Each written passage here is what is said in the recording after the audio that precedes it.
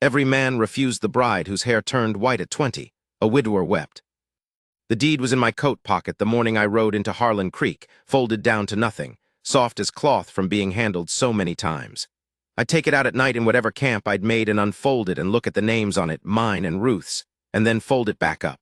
Didn't read the words. Knew the words. Knew every water stain on it from when we'd forded the Platte going west and the river came up over the saddle.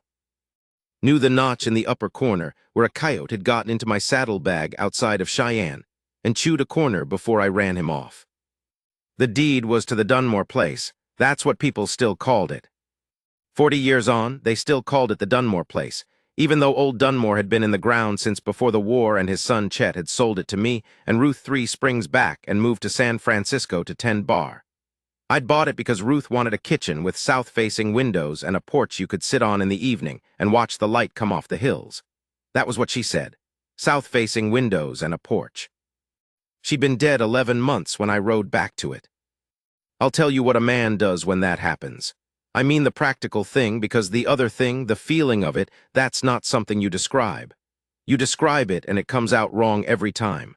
What a man does practically is he keeps moving for a while. I'd gone north to help a cousin with his cattle, then farther north to do some work I'd rather not detail, then back south through country I didn't know well enough but learned fast enough. You keep moving because movement is the thing that most resembles living.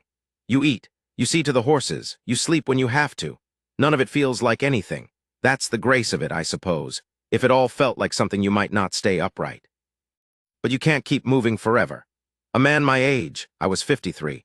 A man 53 years old with a deed to 40 acres, 200 head of cattle, a south-facing kitchen, and a porch can only stay gone so long before the thing he's been putting off just waits for him at the end of whatever road he's on. The Dunmore place was at the end of my road, so I rode back. The neighbor boy, Teddy Marsh, 18 years old and reliable as a fence post, had been tending the cattle in my absence. I'd arranged it before I left, paid him in advance. He'd done right by me. The herd was in good order when I came back, water troughs clean, the fencing along the east pasture mended where a steer had taken it down in the fall. I found Teddy in the barn and shook his hand and paid him the rest of what I owed him, and he had the grace not to look at me the way most people do when they don't know what to say. He just took the money and said the roan had favored her left foreleg for a week in January but seemed right now, and the well had run low in the dry spell but had come back. Business. I appreciated that from him. I appreciated very little else that first stretch back. The house was cold, though it was late March and the worst of it should have been past. I built fires and they warmed the rooms and still something in the place felt cold to me. I'd go into the kitchen in the morning and the south light would come through the windows just like she'd wanted and I'd stand there in it and it was just light. I know that sounds like nothing. I know a man ought to be glad of sunlight, but it was just light. I didn't go into our bedroom for the first 2 weeks. I slept on the settle in the front room with my saddle blanket over me, which was not comfortable, but was a kind of honest discomfort I could make a deal with. In the bedroom was the quilt her mother had made her, blue and white triangles and her hairbrush on the low table, and the smell of her that would have faded by then. 11 months is a long time. Things don't stay, but I thought it might still be there and I wasn't ready. I wasn't ready for most things. That's the truest way I can put it. Harlan Creek was a town of maybe 300 souls in those years. A main street with a general store, a land office, a barber, a doctor who was also the dentist, 2 churches, a feed merchant, a saloon that tried to call itself a hotel and mostly failed at that part, and the usual scattering of houses and homesteads for a mile in every direction. I'd known most of the people in it before I'd left. They knew me. They knew about Ruth. They were careful around me in the way that people are careful around a man who's had a loss, walking a little wide, not quite meeting the eyes, dropping the subject fast if the name came up. I didn't blame them. I'd done the same thing myself before I knew what it felt like to be on the other side of it. The town had changed some in the 11 months I'd been gone. A new family had taken over the feed merchants when old Harker retired. There was a woman running what used to be just a seamstress's table out of her house. She'd expanded into a proper dress shop on the east end of Main Street, a sign painted on the glass and everything. And someone had opened a small school in the building that used to be the Methodist storage room, because the Methodist church had built proper storage onto the back of their building and didn't need the old space anymore. The school is where I first saw her. I wasn't there for any particular reason. I'd ridden in to get supplies from the general store, and I came past the old Methodist storage building on my way back to my horse. The door was open. It was a warm day, warmer than March had a right to be, and I heard voices inside, not children's voices. A woman's voice reading, or not reading exactly, saying something. I slowed without meaning to. She was at the front of the room, and there were 8 or 9 children of various heights arranged on benches facing her. She had her back to the door so I couldn't see her face. What I could see was her hair. It was white. Not the white of age. She wasn't old, that much was clear from the way she moved, the set of her shoulders, the quickness in her hands when she gestured to illustrate something she was saying. Not age white. It was a cold, pure white, like the inside of a birch tree, all the way down her back in a braid as thick as my wrist. I stood in the doorway longer than was polite, long enough that one of the older children noticed me, and the woman turned around. Her face was 20-something. 25, 26, not more. The face didn't match the hair, and for a moment that was disorienting, like seeing something in nature that doesn't follow the rules you've relied on. Then it resolved. Then it was just a young woman's face, looking at me with an expression that was neither afraid nor particularly welcoming, just assessing. Like she was used to being looked at and had learned not to let it cost her anything. I touched my hat brim and kept walking. That night I asked Teddy Marsh, who came by to check on a fence repair he'd started, whether he knew who was teaching school in the old Methodist building. He told me her name was Vera Solano. She'd come up from Santa Fe a year and a half ago before I'd left, though I'd been too inside my own life then to notice her. Her father was Mexican, her mother from somewhere in Ohio. She'd trained as a teacher. Her hair had gone white when she was 20 years old, sudden and complete, like snow falling overnight. She'd gone to sleep with dark hair and woken up changed. Teddy said this matter-of-factly, the way young men report strange facts, without seeming to understand the weight of it. I said what caused it. He shrugged, didn't know, sickness maybe, or just a thing that happened. I said had she been in Harlan Creek since then, since 20. He said yes, mostly. She'd gone to train as a teacher and come back. And then he said, like it was nothing, like he was telling me the price of feed, he said most of the men around here won't go near her. I looked at him. He looked a little uncomfortable, said some people thought it was a bad sign, the white hair. Said she was, and he searched for the word marked. That was the word he used, marked. He said this the way he might report that the well had run low again, just a fact of the landscape. I sent him home. I sat in the front room with the lamp turned low and thought about that. Marked. 40 acres and a south-facing kitchen and a blue and white quilt and nobody to come home to, and a young woman teaching 8 children their letters in a room down the road, and the men of Harlan Creek had decided that hair the color of birch bark made her bad luck. I'm not a sentimental man. I don't say that with pride, it's just a fact about me.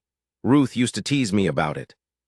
She said I was the least sentimental man she'd ever met, and that was why she'd married me, because she didn't trust men who cried at weddings. But sentiment and clarity aren't the same thing. That night in the front room, I had a clarity that was something close to physical. I couldn't have told you what I was going to do with it. I just sat in it. Spring in that part of the territory comes slow, and then all at once. 1 week you're still wearing your winter coat to do the morning work, and then 3 days later you're standing in the east pasture with your shirt untucked, and the air smells like wet earth and new grass and something else.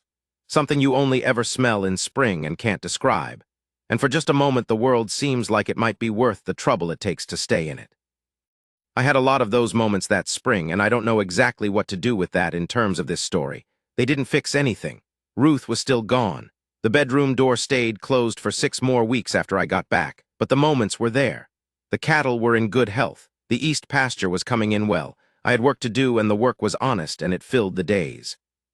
I went into town twice a week, Tuesdays and Fridays, for whatever I needed from the store or the feed merchant. I developed a habit, coming and going, of riding past the school. This was not difficult to arrange. It wasn't far out of my way. The school ran from 8 in the morning until 2 in the afternoon. Twice a week I would ride past, and usually the door was open, and sometimes I could hear her voice, reading or explaining or asking questions, and sometimes I could see her through the window, writing something on the board she'd hung at the front of the room. I didn't stop. I'm telling you this because it's the honest picture of those weeks. A 53-year-old man riding past a schoolroom door twice a week and not stopping. It was not a distinguished thing to do. But it was what I did. The first time I spoke to her was in the general store. She was at the counter asking Clyde Birch, who ran the store, about a specific kind of ink that she needed for the school, and he was telling her he didn't carry it and could order it, but it would be 3 weeks. I was waiting behind her with a list of my own, and she turned to acknowledge that I was there. People in small towns do that. They check behind them to see who's waiting, and she looked at me. She had gray eyes, I noticed this time. The kind of gray that has some green in it depending on the light. I said, there's a stationery supply in Pueblo carries that kind of ink. 3 days if you wrote them today. She said, is that so? I said it was. I said I'd gotten a particular kind of ledger paper from them that Clyde didn't stock, and it had arrived in 3 days by stage. She considered this. She had a way of considering things, pausing actually before she spoke, actually thinking before the words came. You'd be surprised how few people do that. She said she supposed she'd write them this afternoon. I said I'd send it with my letter if she had it ready. I was writing to Pueblo myself, and it would save her the postage. This was almost true. I wasn't necessarily writing to Pueblo, but I could think of something to write to Pueblo about if I put my mind to it. She looked at me for another moment, assessing like before. Then she said her name was Vera Solano, and she'd have the letter to me by 4 o'clock if that suited. I said it suited fine. I told her my name. She nodded like she already knew it, which she probably did. In a town of 300, a man riding back to his dead wife's ranch after 11 months doesn't go unnoticed. She had the letter to me by 3:30, sent with a student whose family's land was adjacent to mine. She'd written it on the same paper she used for the children's lessons, which was the cheapest available, and sealed it with a dab of something that might have been candle wax. On the outside, she'd written, in handwriting that was very even and slightly tilted, the address of the stationery supply house in Pueblo. I folded it inside my own letter, which I'd spent an hour composing to have something legitimate to say, and sent them both together. The ink arrived in 2 days and 11 hours. I dropped it at the school on a Tuesday morning. She was in the middle of something with the younger children, and she came to the door. She said, thank you. She said she'd noticed I rode past on Tuesdays and Fridays. She said this directly without any edge to it, the way you'd state a fact about the weather. I said I had business in town on Tuesdays and Fridays. She said, yes, you probably do. And then one of the children called from inside and she went back to them. But when I swung up onto my horse, she was watching from the window and she didn't look away when I looked back. That was all it was. She didn't look away. I want to tell you about something that happened in April, before things moved between us, because it's part of what I understand now about the particular quality of her. There was a man in Harlan Creek called Fletcher Ames. He owned the saloon hotel, made a reasonable living from it, and had about him the air of a man who has always got what he wanted in small ways and considers this a sign of his general quality. He was 40 or so, not bad-looking, well-dressed by Harlan Creek standards, and he had been paying attention to Vera Solano since she'd arrived. I say paying attention the way you'd say a dog is paying attention to a steak. He wanted her.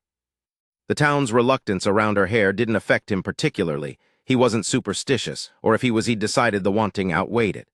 He'd been by the school with gifts, a box of the better chalk from his last trip to Denver, once a small cured ham which was a strange gift, but I suppose he was reaching. She'd taken the chalk, sent the ham back. The town had opinions about this. In April, he came by the school one afternoon near closing time. I happened to be near the end of Main Street dealing with a thrown shoe on my bay and could see the school entrance from where I stood. I wasn't watching for anything. I was watching the blacksmith. Fletcher Ames went to the school door. He and Vera Solano talked for about 5 minutes. I could see her in the doorway. She'd let the children out for the day and they were running in the direction of their various homes. She stood in the doorframe with her arms folded, not folded in a closed-off way exactly, just present, composed. And then she said something and Fletcher Ames stepped back. Just one step, but the posture of it told the whole story. He said something else and she shook her head, very deliberate once. And then she went back inside and closed the door. He stood there a moment, looked down at his boots, then walked back toward the saloon. I went back to watching the blacksmith reshoe my bay. Later, I heard the version of this that went around town. She'd refused him flat. He'd apparently, in that 5-minute conversation, made her some kind of offer regarding his personal intentions. Not anything indecent, from what I gathered, but something direct. He'd wanted her to understand he wasn't deterred by the hair. He'd said, apparently, that he'd be willing to overlook it. That was the word used. Overlook. She'd told him, from what filtered back through 3 or 4 people, that she didn't require overlooking. I thought about that for a long time. The specific choice of that word back to him. She didn't require overlooking. Not that she wasn't interested, not that she was otherwise engaged, but that the framing of his offer was already wrong at its root, that the premise that there was something to overlook was the problem. She'd sent him away not because of what he'd asked, but because of how he'd seen her when he asked it. I thought about that while I was mending fencing one afternoon, and let a post go crooked because I was thinking about it instead of watching what I was doing. The first time I was inside the school was in May. One of her students, a boy called Oscar, about 11 years old, had come to me the week before asking about a job. His family was on hard times. His father had gotten injured in the winter. A horse had gotten loose and he'd gone down under it, and the recovery was going slowly. Oscar was the oldest of 4 children, and he had the look of a boy who'd been asked to be older than he was before he was ready. He said he could work mornings before school or afternoons after, whatever I needed. I gave him afternoons, mucking stalls and filling water troughs. He was reliable and worked harder than most men twice his age. I paid him 3 times what the job was worth because I could, and because it seemed to me that this was one of the things money is actually for. I mentioned Oscar to Vera Solana one Tuesday when I stopped, for the first time, instead of just riding past.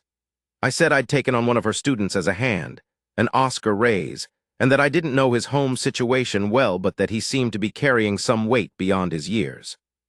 She came out of the doorway and stood in front of the school, and the May light was doing something particular to the white of her hair, making it more silver than white, and she told me about Oscar's family plainly and without sentiment, but also without any of the awful softening that people do when they tell you something hard. She told me the facts: the father's injury, the medical bills eating what little they'd saved, the mother trying to take in washing but limited by having 3 smaller children to tend. Oscar determined to fix it all himself. I said I knew boys like that. She said she did too. She said she'd been a child something like that, the oldest, the one who thought it was her job to fix the unfixable things. I said what was the unfixable thing in her case. She looked at me, then she said it wasn't one thing, it was a running condition. She said this with a small, dry smile, and the smile moved across her face quickly and was gone, but I kept it somewhere. I said the hair. She didn't seem surprised I'd named it straight out. She said yes, among other things, yes. She said it had started when she was 20, woke up one morning, and by the end of that day it was done. The dark was gone. She'd been engaged to be married, she said this without any visible feeling, long past it, and the man had broken the engagement within the week. She said she couldn't even be properly angry at him because she'd watched his face and he had genuinely been afraid. Not of her exactly. Of whatever thing he'd decided the hair meant. I said, what does it mean? She looked at me again, the same assessing look, and said, nothing. It means nothing. My body made a decision and didn't ask me about it first. That's all. I said, that seems like the right reading of it.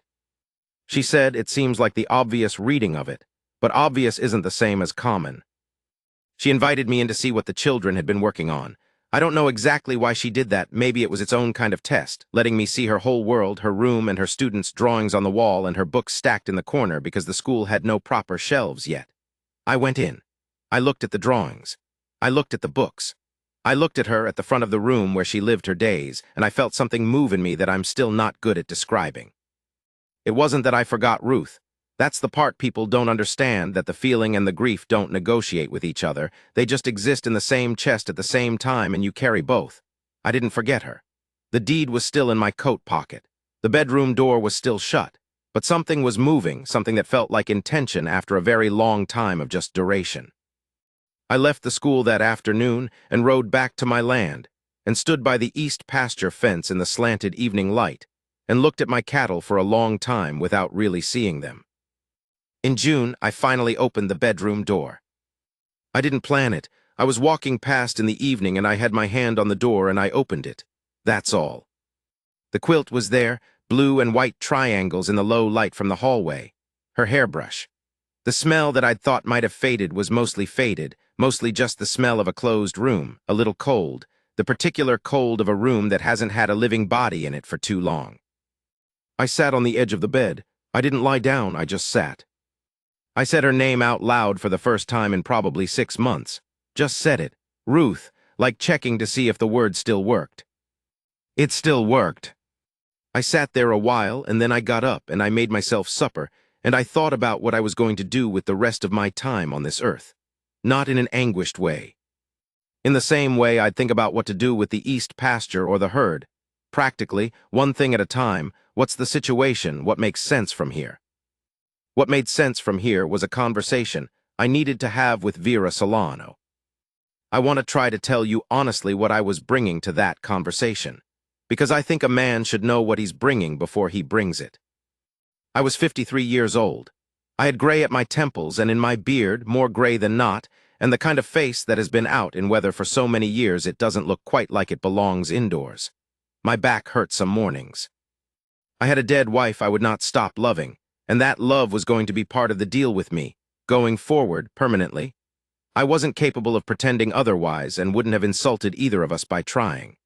I had 40 acres and a solid house and a south-facing kitchen and enough cattle to make a real living from, so the practical arithmetic wasn't shameful.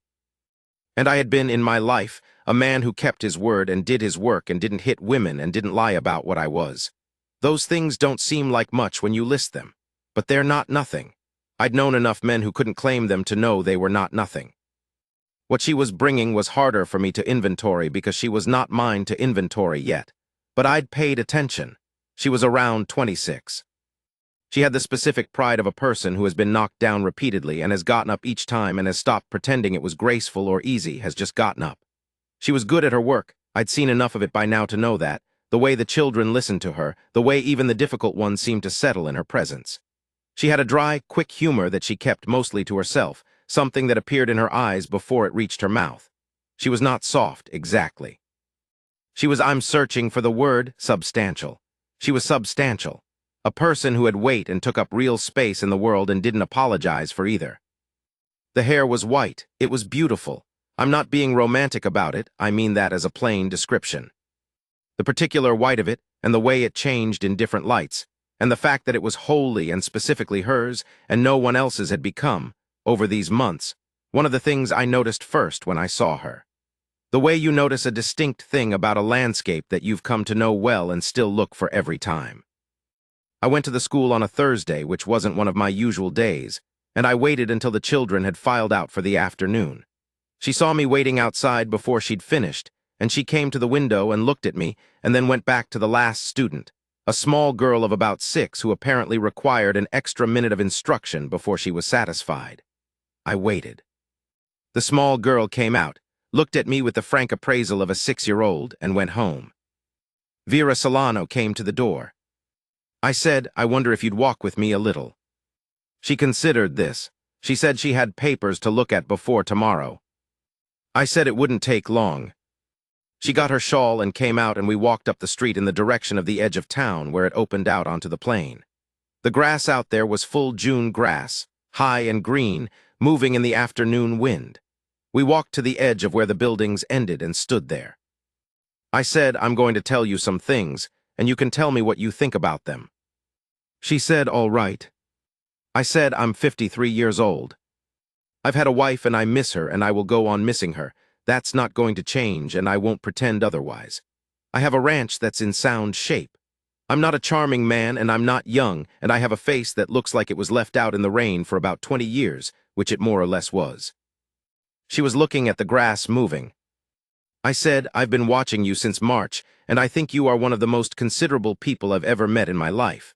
And I mean that the way I'd mean it about a well-built house, or a good horse, or a correct piece of reasoning. Not as a compliment exactly, more as a statement of fact that I think you should know I have arrived at. She was quiet. The wind moved her braid a little. Then she said, what do you want, mister? She used my name. She'd used it in her head enough by now that there was a slight pause before it, like she'd had to decide which version of it. I said I wanted to call on her. I said I thought we might suit each other. I said I wasn't going to tell her what the hair meant or didn't mean or make any speech about overlooking anything, because I'd heard about that conversation with Fletcher Ames, and that seemed to me to be exactly the wrong approach. She turned and looked at me. I said the hair is part of what you look like, and I like what you look like. That's as much as I'm going to say about it. She was quiet for a long time, long enough that I started composing something else to say. Then she said, I want to ask you something. I said, all right. She said, you're a practical man. I said, I supposed so. She said, are you calling on me for practical reasons? Because you need a woman in the house and I'm available and not in a position to be too particular. I said no. I said if I needed a woman in the house for practical reasons, I could have arranged that plenty of other ways. I said the reason I was calling on her was because when I rode past her schoolroom door twice a week since March, I hadn't been able to stop. And because the things I'd seen of her over these months were things I wanted to keep seeing. And because she'd sent Fletcher Ames away for exactly the right reason, and it was one of the best things I'd witnessed in a long time. She looked at me again. Then something changed in her face, not a lot, not a soft collapse into anything easy. Just something that moved, like a door opening a small amount on too light. She said on Tuesdays and Fridays would suit. Tuesdays and Fridays, then, for the rest of June and all of July. I'll tell you what we talked about, because I think that matters more than most of what people usually say about courtship. We talked about what a ranch needs in terms of water rights, and how you negotiate them with neighbors who aren't always honest. We talked about what children need who come from families with no money, and how a teacher addresses that without taking from the child's pride. We talked about her father's family in New Mexico, her grandmother who had kept a garden in a country where growing things was half the battle, a woman who'd carried seeds wrapped in cloth from one home to the next across 700 miles, because you carry what matters, and what mattered to her was the possibility of growing something. Her mother's stubbornness, which she'd inherited and didn't apologize for. Her own years of training to teach, the school she'd attended in Santa Fe run by nuns who had no patience for self-pity, but an enormous patience for difficulty, which she said was the most useful thing she'd ever learned. The difference between giving up on yourself and giving in to a hard circumstance. She had opinions about cattle. This surprised me, and then it didn't. She'd grown up around ranching in New Mexico, and she knew more about the practical management of stock than most men I'd dealt with. She had a view on winter feeding that differed from mine, and she laid it out plainly and waited to see if I'd actually engage with it or just nod politely the way men sometimes do with women about practical things. I engaged with it. She was mostly right. I told her so. She looked at me after that differently, not more warmly exactly, but differently, like a door had shifted on its hinges. There was an evening in early July when we walked along the edge of the creek that ran behind town, and she stopped to look at something in the water. I stopped beside her and looked and couldn't see what she was looking at. I asked. She said the color of the water when the light comes through it like this. I looked again. She was right, there was a quality to it I hadn't noticed, a deep amber green where the sunlight came through the shallow current over the pale stones. I wouldn't have stopped for it on my own. I thought about that afterward. The way another person teaches you to see things you've been walking past. We talked about Ruth. That last one was her asking. Not intrusively, not testing me, she just wanted to know who Ruth was, and I told her. I told her about the south-facing windows and the blue quilt, and the way Ruth had a specific laugh for when I was being stubborn, and she knew it, and I knew she knew it. I told her that Ruth had been sick for 8 months before the end, a slow sick, and that those months had been the hardest of my life, but also in some strange way the most honest, because there was nothing to do with your time but be present. I told her about the morning at the end, how the room had smelled of sage because I'd cut some from the garden and hung it in the window because Ruth liked it, and how the light had come through that window onto the bed, and I'd sat holding her hand while the light moved across the floor. I hadn't told anyone that. I don't know why I told her. She had a quality that made it possible to say the actual thing. Vera listened to all of this with the same quality of attention she gave everything, actually there, not waiting for her turn to talk. At the end, she was quiet for a moment, and then she said, "She sounds like she was a person you were lucky to find." I said yes, and then I said, "I've been lucky twice, which is more than most men get, and I intend to be grateful for it instead of pretending otherwise." She looked at me steadily for a moment, then she said, "That's the most." She stopped. I said, "Go on." She said, "That's the most honest thing any man has said to me in a long time. Maybe ever," she said, with her dry smile. I said, "I'm working with what I've got." She laughed, not a big laugh, but a real one, but real. On a Friday evening in late July, she came out to the ranch for the first time. I'd asked her to come see it, and she'd said she would, and she rode out in the early evening on the school's old mare that she'd gotten permission to borrow, and I showed her the land. We rode the perimeter of the east pasture and then south along the creek that ran the back edge of the property, and then up past the cattle to the house. She stood on the porch for a little while, looking at the hills. I said the south kitchen windows. She said what? I said Ruth wanted south-facing kitchen windows so she could see the light on the hills in the morning. Come around and I'll show you. We went around the house to the kitchen window. It was early evening, not morning, so the particular light Ruth had wanted wasn't there. But Vera stood at the window and looked out and was quiet for a moment, and then she said, I see why she wanted it. I said yes. We had supper that I'd made, which was not fancy but was adequate. I'm a man who has cooked for himself enough years to get a meal together without disaster. She sat at the kitchen table and we ate and talked, and it was ordinary in a way that felt extraordinary to me after all the months of silence in that kitchen. The sound of two people eating and talking, and the evening going on outside the window, and the lamp turned up against it. After supper, she stood at the door to leave, and there was a moment, you know the kind of moment. The moment where a thing decides itself. She put her hand on my arm, not reaching for anything. Just her hand on my arm, her fingers on the fabric of my sleeve, and she looked up at me. She was not a small woman, but I'm a tall man, and she had to look up, and what was in her face when she did, I want to try to say this right. What was in her face was not softness exactly, not the face of a woman in a story. It was the face of a person who has looked at a thing carefully and made up her mind about it. Clear-eyed, certain. The same way she'd looked at me that very first day in the doorway of the school. She said, I think I'd like to come back. I said, I'd like that. She said, I'm not an easy person. I said, I've noticed. She said she was serious. I said I was too. She looked at me a moment longer. Her hand was still on my arm, and I put my hand over hers, and that was the whole of it. No speech, no declaration, just her hand and my hand and the evening outside and the lamp light from the kitchen falling across the threshold. She rode home. I stood on the porch and watched her go until she was out of sight, and then I stood there a while longer looking at the hills in the dark. The town had something to say about it, of course. A town always does. I want to be fair about this. Harlan Creek was not a place full of mean people. It was full of ordinary people, and ordinary people have their anxieties and their superstitions and their tendency to form an opinion about other people's business. The white hair had made Vera a subject for a long time. She'd lived with it. She was well past being wounded by it. What was new was me. A widower of 11 months calling on the white-haired schoolteacher. That was the report as it went around. I know what the more charitable version was, that I was lonely and had settled. That she was available because no one else wanted her, and I was available because I was grieving and we'd found each other in our availability. The less charitable version was that I'd lost my good sense along with Ruth, and this was the evidence. I heard some version of the charitable one from my nearest neighbor, a man called George Falk, who came over one afternoon in August on the pretext of discussing water rights. We did have a genuine water rights question to discuss, but he worked around to the other thing eventually. He said he didn't want to presume, but he'd heard I was seeing Vera Solano, and had he heard right.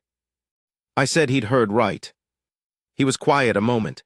He said he supposed I knew what the town thought about the hair. I said I did. He said he didn't necessarily share the opinion himself. He just wanted me to know what I was walking into. I said, George, I've walked into some things in my life. I know what it feels like, and I know what to do about it. He nodded. He was a decent man, George. He dropped it. The person who wasn't decent about it was Fletcher Ames. I expected that.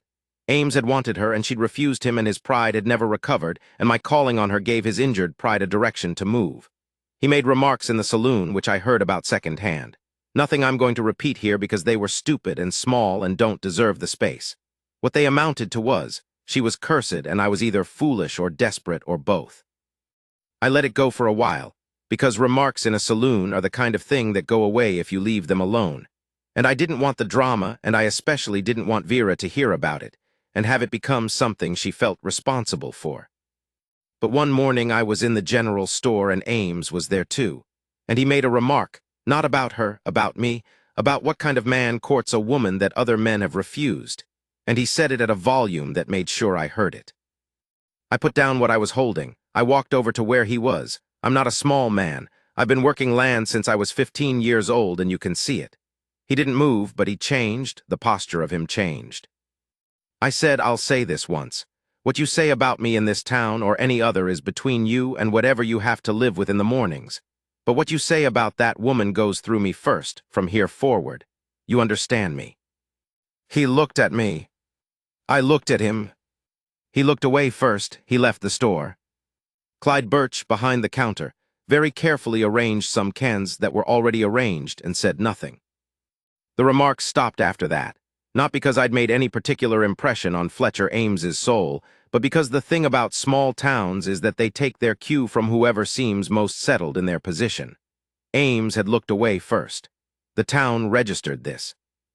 In September, I asked her to marry me. I want to tell you how I did it because it was not a well-crafted thing, and I think that's actually the important part. We were at the ranch on a Friday evening. She'd been coming out regularly since July. We'd gotten into a habit, supper, which she'd taken over cooking because my version was adequate and hers was better, and then sitting on the porch in the cooling air and talking about whatever was in our minds. The ease of those evenings is something I think about, how quickly something can become its own world if you tend it. That evening she'd been telling me about a letter she'd gotten from her younger sister in New Mexico, who was having difficulties of her own, a husband who drank more than he should and children to raise, and the usual arithmetic of a hard situation. She was worried about her sister, and angry about the husband, and clear-eyed about there being limited things she could do from a distance. She talked about it practically, working through it the way she worked through most things, but underneath the practicality was something tender and sad, and I sat with that for a bit. And then the evening went quiet the way it sometimes did between us, the good kind of quiet, where you're together in a place, and the silence is comfortable. And I looked at her, and the porch light was on her hair, and I said, "Marry me." Just like that, not the speech I'd half planned in the back of my mind, just marry me. She turned and looked at me. I said, I mean it. I want you here, not on Tuesdays and Fridays, here. She looked at me a good long while. The hills were going dark in front of us, and the first stars were coming. She looked at me the way she looked at everything, like she was actually seeing it, not just looking at the surface. She said, your wife. I said, I know. She said, I don't want to be. She searched for the word, an arrangement. What comes after something better? I said, you're not. You are, and I had to find the right word too, had to actually find it. You are your own thing entirely. What I feel about you doesn't have anything to do with what I felt about Ruth, except that knowing her taught me how to recognize what I'm looking at now. She was very still. I said, I'm 53 years old and I don't have the patience for anything that isn't real. This is real. She was quiet for another long moment. Then she looked out at the hills. She said, you know, half the county thinks I'm bad luck. I said, the half of the county I respect doesn't think that. She said, what if they're right? What if something? She stopped. She started again. She said, what if the hair is actually a sign of something and I bring it with me? I said, Vera, the hair is part of you. You're what I want. The hair comes with that, and I'm glad of it because I wouldn't want any part of you left out. She turned and looked at me again, and for the first time since I'd known her since March, since the doorway, since the general store and the Tuesday and Friday riding past and all the evenings on the porch, for the first time I saw something shift in her face that was actually undone. Not broken, just undone. Open. Her eyes were very bright, and she blinked once, and that was all. She said yes. I put my arm around her, and she leaned against me, which she had never done before, not like that. She'd had her hand on my arm, and I'd had my hand over hers. But not this, not her weight against my side in the evening, her head against my shoulder, the white braid across her shoulder and the lamplight on it. I held that. We sat like that a while without talking. The stars came out one at a time and then all together. We married in October. Not a big wedding. The Methodist preacher, a few friends, Oscar and his mother and siblings, because Oscar had become something to both of us by then, and George Falk and his wife because they were decent people and had been decent through all of it. Vera wore a blue dress that she'd made herself and left her hair loose, which I'd never seen before. She always wore the braid. and the white of it loose around her shoulders was a sight that I was apparently unprepared for because I stood at the front of that room looking at her coming toward me, and had to look at the ceiling for a moment to keep my face in order. She came to stand beside me, and she looked up at me, and there it was again, that clear, certain look. Not soft. Certain. She had made up her mind about me, and she was telling me so, in front of the Methodist preacher and George Falk and Oscar's mother, in front of anyone who wanted to see. I think about that a lot, what it meant to be looked at like that, like I was known and chosen and worth the choosing. The preacher said the words, and we said our parts, and it was done. What I want to tell you about the year that followed is harder to shape into a story because it wasn't a story, it was just a life. That's what I keep coming back to. The part you're supposed to put at the end of a thing like this, where the hard times resolve and the reward arrives. I can tell you the shapes of it, but I want you to understand that the shape isn't the thing. That first winter together was the particular kind of hard that isn't dramatic, no disaster, no crisis, just the long cold months and the ranch work and learning to be in a house with another person when you've been alone a long time. There are frictions in that, small things. The way she organized the kitchen was not the way I'd had it organized, but it was better, and I moved things back the first few times before I noticed her moving them back again, and eventually I let the kitchen be hers and the barn be mine, which was the right division and probably obvious from the start. The way I sat in the silence in the evenings, just sat, not needing talk, had taken some adjustment on her end because she was a person who thought out loud. We found a way. There's nothing remarkable about the finding of a way, except that it required both people to actually want to, and we did. She had a habit of getting up before dawn and going to sit in the kitchen with the lamp turned low and writing letters. Not letters she always sent. Sometimes she'd fold them up and put them in the cedar box she'd brought with her. Letters to people she decided not to actually write to, thinking letters, she called them. Working through letters. I'd come down in the early dark to put on coffee and find her there, hair loose and white in the lamplight, bent over the page, and she'd look up and say something ordinary like there's water already hot, or the bay was coughing again yesterday, and I'd pour my coffee and sit across from her and not ask about the letter, and she appreciated that. The shape was, she taught school until December and then stopped when we decided we'd try to start a family, which we did, and which was not straightforward, and we lost one early in the spring. She was very quiet about that, the way she was quiet about things that hurt most, and I sat with her in the kitchen the night after and didn't say anything helpful because nothing helpful existed to say. Just sat across from her the way she'd let me sit without asking about the letters. And eventually she reached across the table and put her hand over mine, and we stayed there a while. The lamp burned low. Outside, the spring night was cold and wet and making no concessions to grief, the way seasons don't. We sat until the lamp burned out and then went to bed in the dark. That was the whole of it. But it was enough, she told me later it was enough, that I hadn't tried to fix it or explain it or rush her past it, just stayed present in it, and that was the thing she'd needed. I thought about that a long time after, about what it means to be needed for your steadiness more than for your doing. And then we had a daughter who was born the following winter, strong and loud, with white hair that appeared at exactly 3 months old, a shock of it that came in like the season turning. And Vera held her and looked at me across the room, and the look on her face was something I'm not going to put into words because some things don't want to be put into words, and I'm wise enough now to leave them alone. The shape was, Oscar stayed on as a hand, grew into a real cowman, turned out to have an instinct for cattle that was the kind of gift you don't teach. His family stabilized when his father recovered enough to work again, slow recovery but real. He worked for me for 3 more years before he saved enough to put a down payment on a small place of his own to the west of me. I went to help him raise his first fence. He was 21 years old, and he stood looking at his own fence on his own land, and I thought about what it means to be a man looking at a thing he made and owns, and I shook his hand. The shape was, the bedroom where Ruth and I had slept became the room Vera and I slept in. The blue and white quilt went into the cedar chest, folded careful, and a new quilt went on the bed, not to replace the old one, not to cover it, just to be its own thing. I put the deed in the lockbox under the floor of the front room instead of carrying it in my pocket. I know that sounds like nothing. It wasn't nothing. The shape was, Harlan Creek made its adjustments the way small places do. Slowly on a timetable that doesn't ask your permission.